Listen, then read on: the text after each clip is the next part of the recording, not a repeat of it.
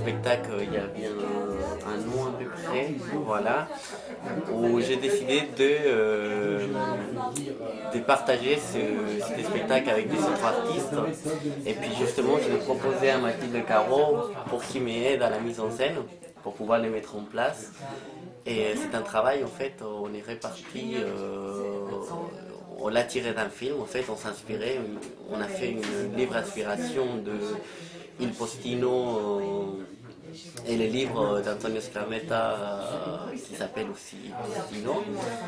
Et puis, Mathilde Caro, c'est une des personnes qui a beaucoup travaillé avec moi et puis qui a partagé vraiment les idées comme moi j'avais envie de faire.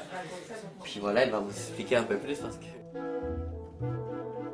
En fait, donc, au niveau de la mise en scène, Rossé avait des idées, vu qu'il a eu une formation à Lecoq très précise sur un visuel.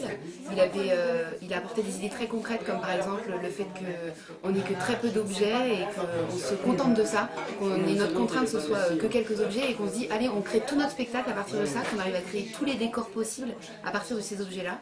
Donc du coup, ça nous demandait à chaque répétition de trouver à chaque fois, bon, alors un bilboquet, à quoi ça peut servir, un téléphone, ah oui, une lampe, enfin, vraiment à chaque fois, on essayait de réinventer l'objet. Et, donc le travail il a commencé par là, surtout sur les objets, et après on est parti sur les situations.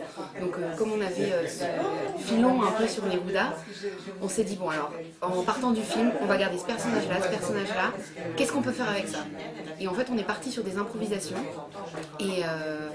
et donc à partir de là, donc moi j'étais à l'extérieur, eux improvisaient, on se donnait des histoires, quoi, des thèmes, et on disait bon ça on garde pas, ça marche pas, tiens on va exploiter ça, on va aller plus loin dans ça. Et là, il y a quelque chose de bien à trouver. Et après, au fur et à mesure, on a réussi à créer vraiment une histoire qui se suivait, à intégrer des poèmes de Neruda dedans. Et ça permettait aussi de bien définir les personnages. Au fur et à mesure, on avait vraiment quelque chose qui se créait. Au début, c'était une version d'une demi-heure et on l'a passé plusieurs fois en public. Ça a plutôt bien marché.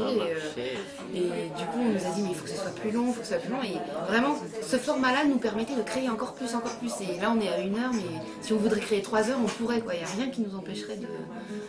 On est ouvert, quoi, sur l'improvisation, sur la création. Bah.